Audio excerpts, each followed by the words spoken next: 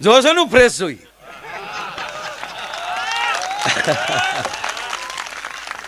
કારણ કે હું ગીતાને માનું છું, ભગવાનને માનું છું. જે અર્જુન જે થઈ રહ્યું છે એ બરાબર થઈ રહ્યું છે, અને જે થયું એ પણ બરાબર થયું છે, અને જે થશે એ પણ બરાબર થશે.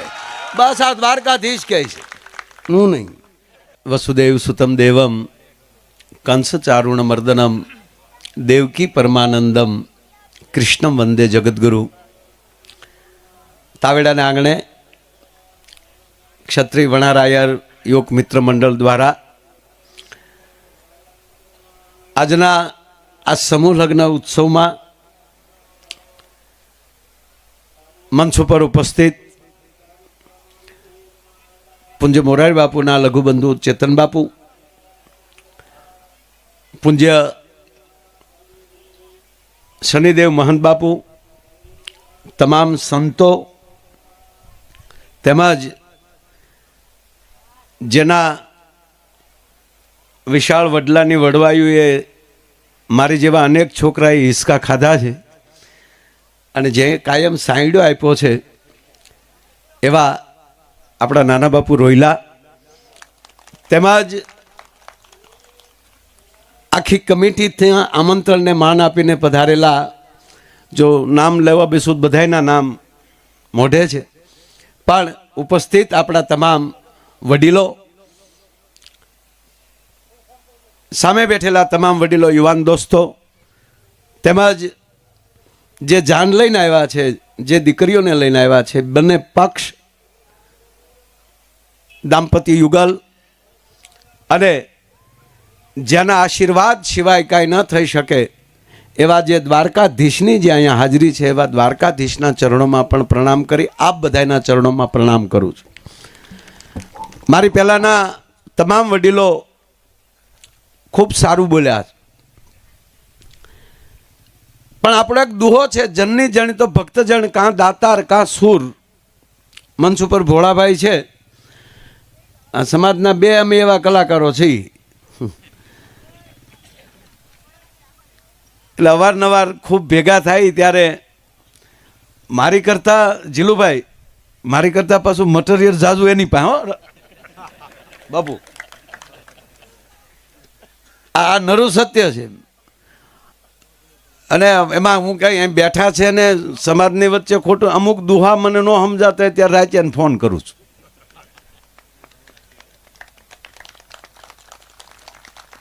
પણ દુહો છે કે હે માં, એ જનેતા, જનની જણ તો ભક્તજણ, કાં દાતાર કાં સૂર. આ ત્રણથી આખી દુનિયા ચાલે છે. એટલે આપણી 11 લાઈન ના તાર ત્રણ જ તે, એમાં એક ડયો ઉડે તો બે ડીમ થાય. એમ સમાજમાં એક આપણે એવી માં છે કે આ માએ ભક્તને પણ જન્મ આપ્યો છે, આવા દાતારોને પણ જન્મ આપ્યો છે, અને ભક્તોને દાતારો બે જ્યારે પુકાર કરે ત્યારે સુરવીરને પણ આ જનેતાએ જન્મ આપ્યો છે. જ્યારે જે જે સમય એ ત્રણેય પાત્રો ભજવી શકે એવો આપણો સમાજ છે. એ હાથમાં માળાનો બેરખો લઈ લે તો પરમાત્માને ધરતી ઉપર લાવી શકે. એનો એ જ વ્યક્તિ જ્યારે આવી રીતે દાતારી માટે બેસી જાય. અમરીશભાઈ કીધું એ વાતને હું ટેકો આપું છું.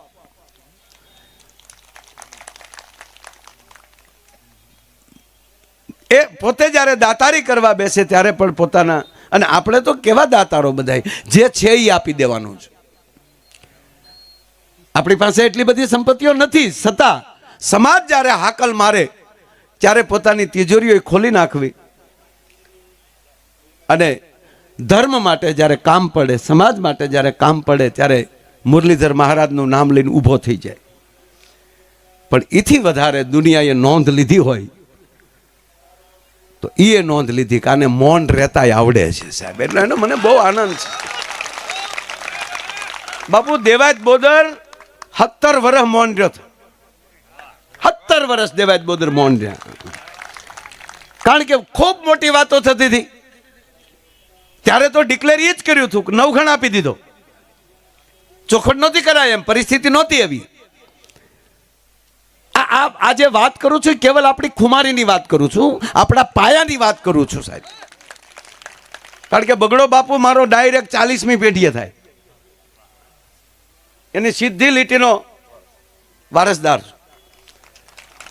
અને આપણે જે બેઠા છીએ એ 140મી પેઢી દ્વારકાધીશની થાય સાહેબ. જે વડીલોને મળીને જોતા હોય છે બધું, એમાં ભાગવત ભેગું કરીએ, હરિપુરાણ ભેગું કરીએ. બીજો કયો એવો સમાજ છે જેના ભાગવતમાં ઉલ્લેખ હોય? આનાથી બીજું ગૌરવ કયું હોય? ભગવાન વ્યાસને પણ તમને લખવા પડે. અને પૂજ્ય ચેતન બાપુ અહીં બેઠા છે એટલે પૂજ્ય બાપુનો આધાર લઈને કહું કે રામ અવતાર પહેલા, કૃષ્ણ અવતાર પહેલા ભગવાન શિવને આ સમાજ કેટલો વાલો હશે એ વાત કરું છું. એ સમયની કામદેવને બાળીને ભસ્મ કરે નાના બાપુ, જ્યારે ભગવાન મહાદેવ છે કામદેવને બાળીને ભસ્મ કરે છે, દેવતાઓ મોકલે છે, આખી કથા છે. અને જ્યારે એની પત્ની રતિ એ ભગવાન શિવ પાસે રડતી રડતી આવે છે, મારા પતિને તો, કામદેવને તો દેવતાઓએ મોકલ્યા હતા એ દેવોના કાર્ય માટે, અને આપે ક્રોધિત થઈને મારા પતિને બાળી દીધો. હવે મને મારો પતિ ક્યારે મળશે? ત્યારે કૈલાસના ખોપરા ઉપર જ્યારે મીટિંગ થઈ છે ત્યારે ભગવાને કીધું છે, હવે શિવ મહાદેવ એમ કહે છે કે હવે વિષ્ણુ અવતાર લેશે પૃથ્વી ઉપર. ક્યારે, કેમ ને ક્યાં એ નહીં, પણ એક જ કૃષ્ણ અવતારમાં ભગવાન શિવ બોલ્યા છે કૈલાસ ઉપર કે હે રતિ ચિંતા ન કરતી, જબ જદુવંશ કૃષ્ણ અવતારા. યારે યદુવંશની અંદર જ્યારે કૃષ્ણ અવતાર લે છે, છાતી ઠોકીને ડાયરેક્ટ કહી દીધું, અને કૃષ્ણ તને એ પતિ હોય તારા. કૃષ્ણની ઘેરે દીકરો થઈ અને કામદેવ જન્મ લેશે. એટલે રૂપાળા છે એનું કારણ એ છે, કામદેવે આપણો બાપ છે. વાલા લાગો છો ને, એનું કારણ આ છે યાર. તો મારો કહેવાનો સુર એ છે કે આપણી ડિઝાઇન બદલવી જોઈએ. 100% આકાર બદલવો જ જોઈએ. કોઈ શિક્ષક થવું જોઈએ, કોઈ અધિકારી થવું. અને હું તો એક દી બોર્ડિંગે આવીશ, અને આના માટે મને જ્યારે બોર્ડિંગ માટે કહેશો ત્યારે બાપુ આપણે પ્રોગ્રામ દેવા તૈયાર.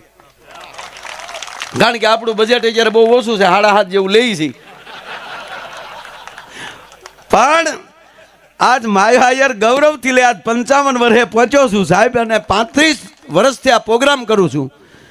સમાજનો જ્યારે જાહેર કાર્યક્રમ હોય ત્યારે કોઈ દી 1 રૂપિયો મેં નથી લીધો સાહેબ, સાજેદાના આપ્યા. કેવલ આહિર સમાજના નહીં, કોઈ પણ સમાજનો જ્યારે કાર્યક્રમ, એનો સામાજિક જ્યારે કાર્યક્રમ હોય ત્યારે મેં 1 રૂપિયો નથી લીધો. આજે હજારોના ફોન આવે છે, ખૂબ ફોન આવે, 18 વર્ષના ફોન આવે મારા સાધુડા થનગને જુનાગઢમાંથી. પણ એક જ બાપુએ આપેલી સોપાઈ, ધીરજ ધર્મ મિત્ર ઓર નારી આફતકાલ પરખી ચારી. આ જે ધીરજ જે છે,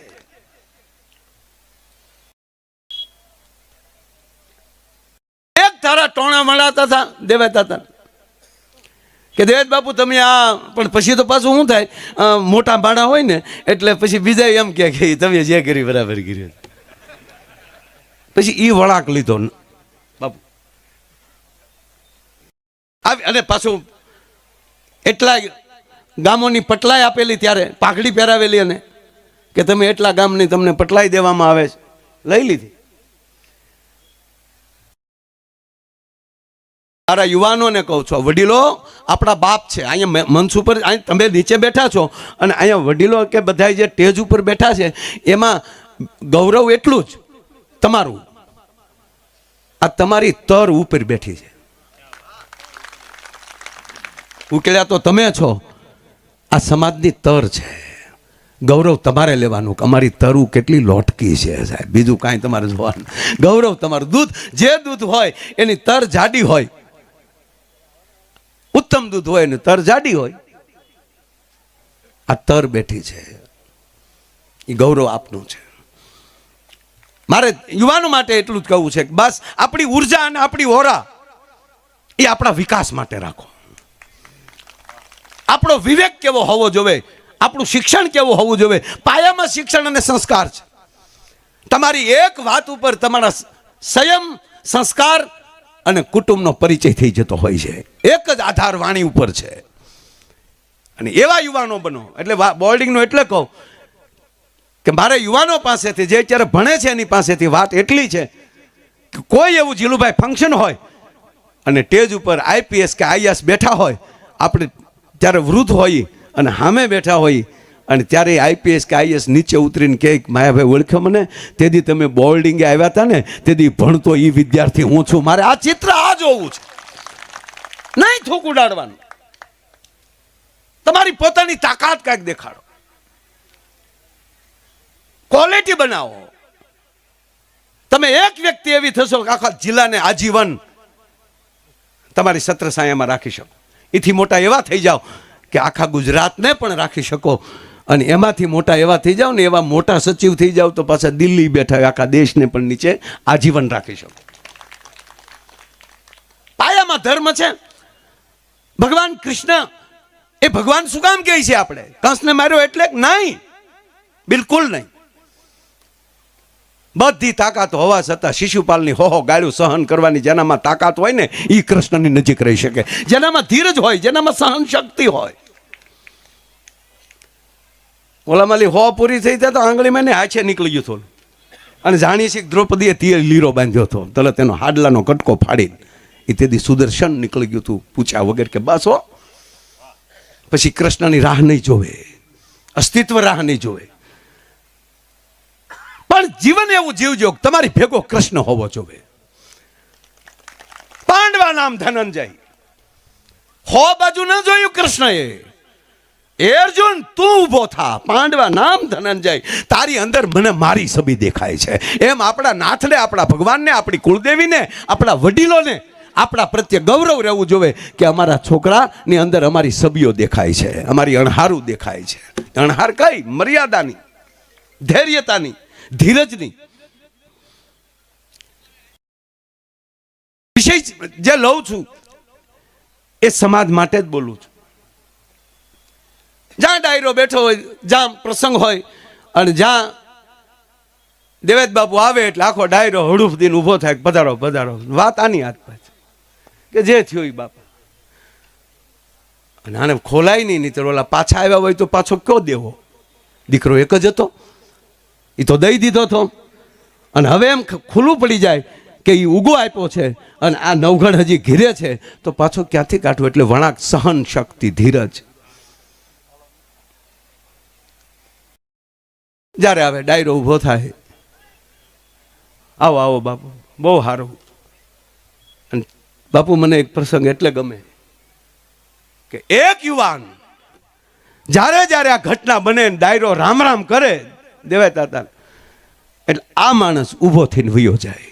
21 વર્ષની ઉંમર, લવર મૂસ્યો, મોઢું કાળોટી થાય, રામ રામ ન કરે, ઊભો થઈને વયો જાય. એક જગ્યાએ, બે જગ્યાએ, ત્રીજી જગ્યાએ જ્યાં થયું, ઘણી જગ્યાએ બનેલું, પણ એ જેવો નીકળી ગયો એટલે દેવાત બાપુ ઊભા થઈને ડાયરાને કીધું, બાપા મારે થોડુંક કામ છે. બધા ડાયરાને રામ રામ, હું રોટલા ખાવા નથી ખોટી થતો, માફ કરજો. અને ઓલાની વાહે ઘોડી કરી યુવાનને, ખેલાવું બરોબર હેઠો ઉતરી કે બાપુ જય દ્વારકાથી, જય દ્વારકાથી. તને દીકરા મારે હારે કઈ વાંધો છે? ખરે બાપુ અમે જ ના, તમે મોભી છો, વડીલ છો, તમારે હારે અમારે થોડો વાંધો હોય. ખોટું બોલતો તને મુરલીધરના સોગન છે. હું જ્યારે આવું ત્યારે તું કાળોટી જા છો, અરે તું ઊભો થઈને વયો પણ જા છો, સહન નથી થતું તારા. તો હવે તમે મુરલીધરના હમ દીધા છે, તો બાપુ એક પૂછું કે દઈ દીધો કે હા? તો રાખવો નહોતો. કે રાખવો નહોતો, મરી ગયા, હુકમ કરવો તો તારે. સાબાજ દીકરા, સાબાજ, તારી જનેતાને સાબાજ. કેવું ગામ તા? કુંભણ. હાલ તારો મહેમાન થવા છે. બાપુ અહીંયા મહેમાન થાય છે અને કહેતા હતા ત્યારે કે બસ આવા મોરા હોતા હાપ ગોતવા છે, મોરા વગીરના નહીં, જે મુરલી વગાડીને સામો લડવા મળે એવો નહીં, જેની અંદર ખુમારીતા પડી હોય. અને પછી દેવાય બોદર સોખવટ કરે છે બાપુ. દ્વારકાધીશના સોગંદ નવગણ મારી ઘરે બેઠો છે, દીધો ઈ મારા પંડનો દીધો, પણ આવું કેવું કોના મોઢે? અને વિચાર ઈ કરતો હતો મારા ગયા પછી મારા જાહલના રખોપા કોણ કરશે? પણ હવે મને ભરોસો બેહી ગયો, આ ખોરડું મારી જાહલને પણ હાચવી કે મારી દીકરી તારા દીકરાને દીધી, મારી જાહલ તારા દીકરાને દીધી. અને હવે કર ભેગા સંબંધના નામે, પણ પીરહિયા ગોજે, ખાઈ લે એવા નહીં. હવે પીરહવાનું ટાણું આવ્યું છે. 20 વર્ષ પછી દેવાજ બોદર આ ભૂમિમાં, આપણી ભૂમિમાં, કુંભળની ભૂમિમાં હોરઠનો નિર્ણય કરે છે કે હવે કર હાબદા બજાને અને કહેજે પીરહીએ કોઈ આવજો. પીરહિયા ભેગા કરવા, વરો મોટો છે. અને તેથી દ્વારકાથી લઈને ઘોઘા સુધી 1200 તરવરિયાઓ ઊભા થયા હતા. અને કેવલ 1200 એ જુનાણાની સત્તાને ઉચકાવીને હેઠી નાખી દીધી અને નવઘણને ગાદીએ બેહાડી દીધો. તો આજની તારીખે આ ઇતિહાસ ફૂફાડા મારી રહ્યો છે મારી તમારી સામે. એ વાત કઈ ધીરજ નહીં, જેની અંદર સમજણ હોય, આવા વડીલોના માર્ગદર્શન હોય. એ આને ખંભે બેહાડી લેજો, વડીલોને એની દ્રષ્ટિ લઈ લેજો. પછી આપણા પગ ભલે ગમે એવા મજબૂત હોય. હવે મારે વચ્ચે કહી દઉં, પૂંજી બાપુ એકવાર કથામાં કીધેલી વાત કહું કે એક ગામમાં આગ લાગી, બહુ ભયાનક લાગી ગઈ. ટૂંકમાં આપણે એમાં કેટલી લાગી હું લાગી નહીં, પણ ગામ ખાલી થઈ ગયું. ત્યારે કાચા મકાન અને વાહડા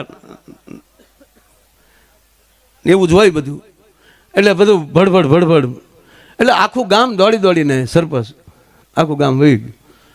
2 જણા હલવાણા, એકને આંખ નહોતી, એકને પગ નહોતા. પગ હતી અને આંખ હતી, આંખ હતી અને પગ નહોતા. એ 2 મૂંઝાણા. ઓલો પગ વાળો પણ આંખું નહીં, જ્યાં હોય ત્યાં ભીતે ભટકાય. અને એમાં આ દ્રષ્ટિ વાળો આંખ વાળા હતા, એ જોઈ ગયા અને કીધું કે સીધો હાલ, બસ બરોબર, થોડોક ડાબો, માર્ગદર્શન આપવું એ પ્રમાણે મારી સુધી વહી આવ્યો. અને વહી આવ્યો. પછી કીધું કે હવે કામ કર, તારે પગ નથી ને, ઓલા તારે આંખ નથી ને, મારે આંખ છે, તું મને તારા ખંભા ઉપર લઈ લે અને પછી હું કહું ને એમ હાલ, એટલે 100% બારા નીકળી જાવ. 100% બારા નીકળી ગયા. એમ કદાચ આપણે યુવાન છીએ, આપણા યુવાનોને પગ થનગનતા હોય પણ દ્રષ્ટિ ન હોય ને, તો આવા વડીલોને ખંભે લઈ અને કહેજો કે હવે તમે અમને દ્રષ્ટિ આપો અને અમારા પગનું જોર આવી જાય. અને જ્યારે અને દ્રષ્ટિ જ મેન વાત છે. ભગવાન કૃષ્ણે કીધું અર્જુનને કે હું તને દ્રષ્ટિ આપું છું. ગીતામાં વાંચજો ને, ફરજિયાત ગીતા એક વાર વાંચી લેજો. અને એક બીજી મારી પ્રાર્થના કે જે આવા રૂડા લગ્નો થાય છે એ તમામ પરિવાર એક પ્રતિજ્ઞા લે આજ કે અમારા ઘરે દીકરીને સારા દિવસો દેખાશે અને એ દીકરીને અમે 8 મહિના એને ભાગવતના પાઠ કરાવશું, બેઠા બેઠા. એને પ્રતિજ્ઞા લેજો મારા બાપા. 8 મહિના એ દીકરીને પૂજા કરશું અમે.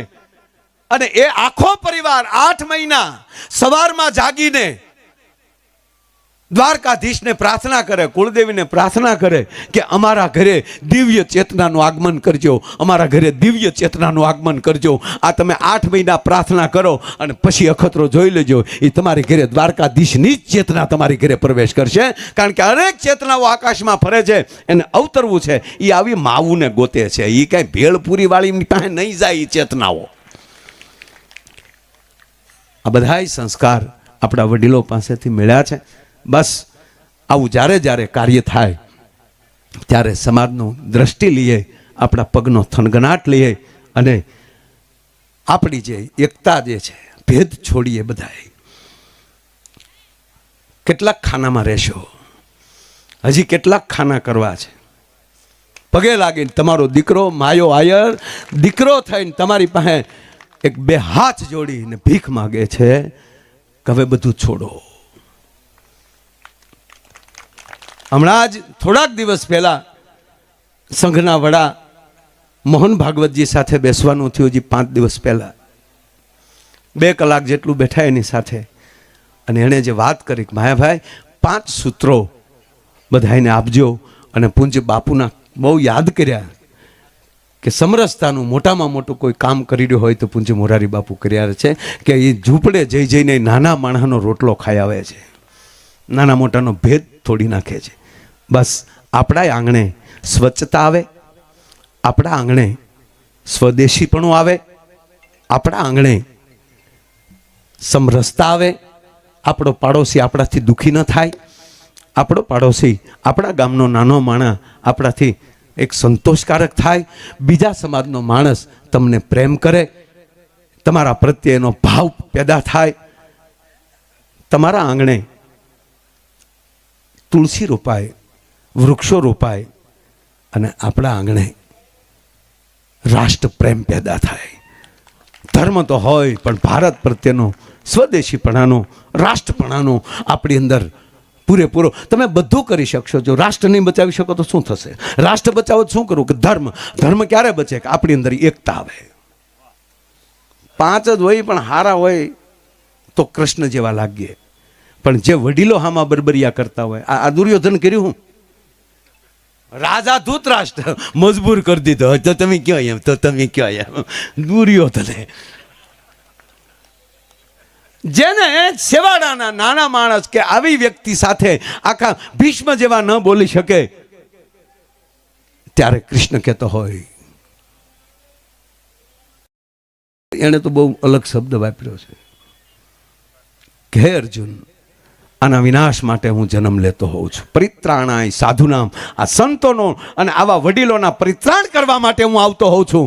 વિનાશાયચ દુષ્કૃતામ, અને પછી જ્યારે એની રીતે જ થઈ જતું હોય છે, એમાં કોઈ જાતનું આયોજન ન હોય, પણ ભગવાન ભેગો હોય ત્યારે આ બધું થાય. તો યુવાન મિત્રોને એટલું જ કહું, આપણા વડીલો રાજી રહે, આપણે જેનું ઓઢણું ઓઢીને બેઠા છીએ એ રાજી રહે, એવું આપણે જીવન જીવીએ.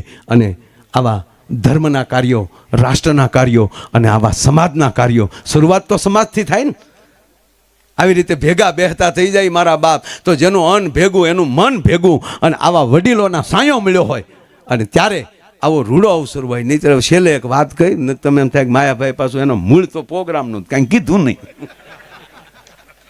એક દીકરી હારે જાતી હતી, હું આમ બધે ફરું બધું જોતો. આ એક હમણાં કોઈક નવું લાવ્યા, હલ્દી રસમ. એ પીઠી હોય ડોહી, હલ્દી રસમના દીકરા થાય. નહીં, મેં ફરીવાર છેલ્લી વાર કહું કે તમારી ડિઝાઇન બદલવી જોવે, પણ તમારી ધાતુ ન બદલી જવી જોવે. હું કોણ છું એ ભૂલાઈ ન જાય, એ ધાતુ ન બદલવી. ઓલી દીકરી હારે જાતી હતી. હવે તો નાના બાપુ સારું છું, અમે વેલા હેર પરણી ગયા બધા. આપણે તો હજી નથી. હજી તમે કલ્પના તો કરો કે આપણે જમાય શબ્દ નથી બોલાતો, આપણે હાહરાન હાહુ શબ્દ નથી બોલાતો. એ તો જુઓ તમે, ફૂઈ કહેવાય, મામા કહેવાય, ભાણેજ કહેવાય. શું આપણી પરંપરા છે યાર. અમારો ભાણેજ આવ્યા છે, કુમાર. એ કુમાર નહીં, ખોટો માર, કુમાર. બસ આપણા શબ્દ, આપણી પરંપરા પકડી રાખજે.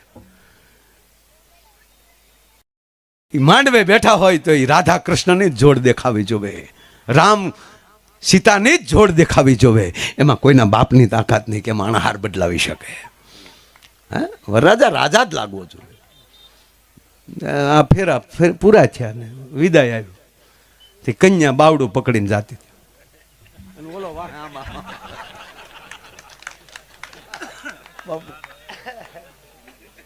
જોશો નું ફ્રેશ જોઈ.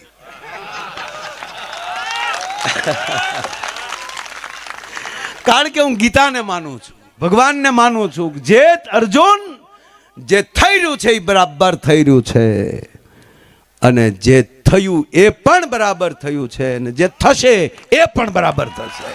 બસ આ દ્વારકાધીશ કહે છે, હું નહીં.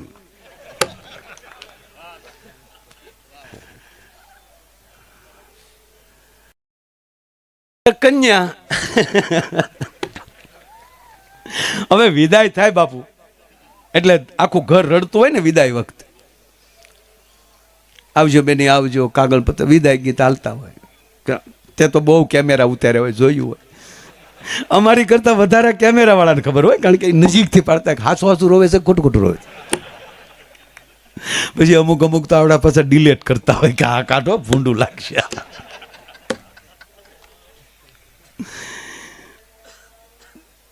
તો બેનપણીઓ રડતી હતી, એની સગી બહેનો રડતી હતી, પરિવાર રડતો હતો.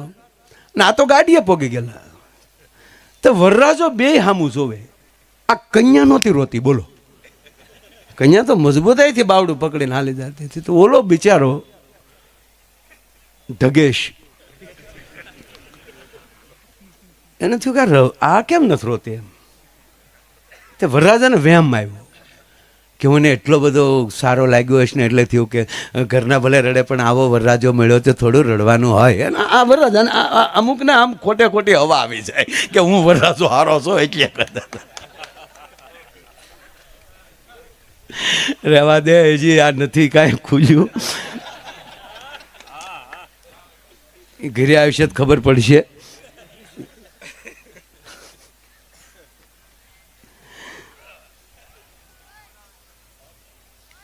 કારણ કે જોવા ગયા હોય ત્યારે કોકના બંગલા દેખાડ્યા હોય. કન્યા ઘરે આવે પછી ન ખબર પડી જાય કે બસ આમાં કાંઈ આ તો બસ. તો પાછો બેઠા હું કે તારા પપ્પાએ એટલો ખર્ચો કર્યો બધું મેં વેચી નાખ્યું, એટલે અમારી ઉપર હું કેમ ના કરતો. એટલે વરરાજો આમ એની હાળીઓ સામો જોતો હતો, નાની સામું જોતો. તા તો એને ઠોહો માર્યો બાએ. ન્યા હું ટગર ટગર ડોળા કરો, તમારા ડોળા આમ કાંઈ હોખ ન લાગતું, બેહો ગાડીમાં એમ કરીને ઘૂસતો માર્યો તો ચાલો ભગ દઈને ગાડીમાં પડી ગયો. ઓલો કે પૂરું છું આવતા ના અંધાણ મળવામાં માટે. અન કન્યા પાછી ફર્યો અને મળી એના પરિવારના ગગલાવા. રોવા હું ડોઈશ્યું બેઠ્યું છો, સાન્યું રહ્યો ને, રોવા હું બેઠ્યું, હું પહેલી વાર હારે જ આવશો. પછી ગામને ખબર પડી કે આ એટલે રોવે કે હવે રહેજે મારી માં. કહેવાનો મારો અર્થ, સંસ્કાર છે એ પાયામાં છે, ગર્ભ સંસ્કાર મૂળ પાયામાં છે. એટલે અમે ભાગવત વાળી વાત કરી કે પેટમાં પોઢી સાંભળેલી રામ લક્ષ્મણની વાત, અને કાત કહું તો ગર્ભ સંસ્કાર અદ્ભુત કામ કરે છે. પાયામાં ગર્ભ સંસ્કાર. છેલ્લી વાત કઈ, નાના બાપુ બેઠા છે, એ આપણા અધ્યક્ષ સ્થાને છે.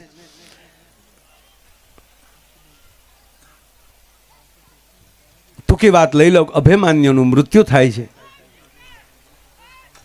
સાંભળજો મારા બાપા. અને બેન સુભદ્રા છે, એ કાંડા પછાડીને રડે છે, માથે કાંડા પછાડે છે. અભિમાન્યુ ઊભો થાવ બેટા, ઊભો થા દીકરા. હવે તમે કલ્પના કરો કે જેનો મામો શ્રી કૃષ્ણ હોય, સુભદ્રા જેવી જનેતા હોય, અને અર્જુન જેવો જેનો બાપ હોય, અને એની સબ જ્યારે શરીર પડ્યું હોય, બેનને કેટલો પાવર હોય. મારો ભાઈ કૃષ્ણ છે. કૃષ્ણ આવે છે, ટૂંકી વાત લઈ લો. ગડગડતી દોટ મૂકે છે સુભદ્રા, ભગવાનને ડોકે ટીંગાઈ જાય છે. ગોપાલ ગોવિંદ, એકવાર આને ઊભો કર, પછી જોઈ લે મારા દીકરાનો ઝપાટો. એકવાર આને ઊભો કર. વિધર્મીઓએ ભેગા થઈ આને માર્યો છે. કૃષ્ણ કાંઈ બોલતા નથી, કેવલ કૃષ્ણની આંખમાં આહુડા છે.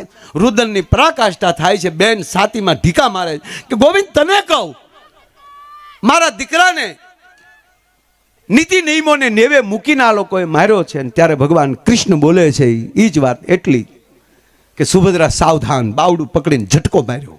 સાવધાન સુભદ્રા, આવા વીરવર પુરુષની વાહે રડવું એ અપમાન છે. ગોવિંદ અપમાન બરાબર, પણ મારા દીકરાને આ લોકોએ આવી રીતે માર્યો. નાના બાપુ હાથ વાર બોલે સુભદ્રા. અને હવે કૃષ્ણ બોલે છે કે સુભદ્રા કહો, તારા દીકરાને કોણે માર્યો? કે કેને ગોપાલ? તે માર્યો છે. ગોવિંદ હા તે માર્યો છે. ગોપાલ કે બેન સાંભળી લે, આ જેદી તારા પેટમાં હતો તેથી હું 7 કોઠાની વાત માંડીને બેઠો હતો, તેથી 6 કોઠા સુધી તે વાત સાંભળી. 7મા કોઠાની વાત આવી ત્યારે તું સૂઈ ગઈ. હું તને નહોતો સંભળાવતો, હું આને સંભળાવતો હતો. અને તેથી જો તારી નીંદર ના આવી હોત ને 7 કોઠા ત્યાં સાંભળી લીધા હોત, જ્યારે અસ્તિત્વ બોલે અને જ્યારે એમ કહેવાય કાન બંધ થઈ જાય. હું ખુદ બોલતો હતો, તે તારી આંખોને કાન બે બંધ કરી દીધા. તેથી જો તે સાંભળી લીધું હોત તો પૃથ્વીના ગોળા ઉપર કોઈના બાપની તાકાત નહોતી કૃષ્ણના ભાણેજનો કોઈ વાળ વાંકો કરી શકે. તારી નીંદરે અને કાયમ સુવડાવ્યું. એમ આપણા વડીલો જે આપણને માર્ગદર્શન આપે એમાં તર્ક વિતર્ક ન કરાય, એને આપણે શિરોમાન્ય રાખીને આપણે જે આવા કાર્યો કરી રહ્યા છીએ, દ્વારકાધીશ કાયમ આપણી ભેરે રહે એવી પ્રાર્થના સાથે એકવાર આ કમિટીને તાળીઓના ગગડાટથી વધાવો. અને આવો રૂડા અવસરે આવા વડીલોની વચ્ચે અને સમાજ વચ્ચે અને સંતોની વચ્ચે મને આવવાનો અવસર મળ્યો. હું મારી જાતને ધન્ય અનુભવું છું. અસ્તુ બોલ દ્વારિકાધીશ કી જય. દ્વારિકાધીશ કી કોટી કોટી પ્રણામ.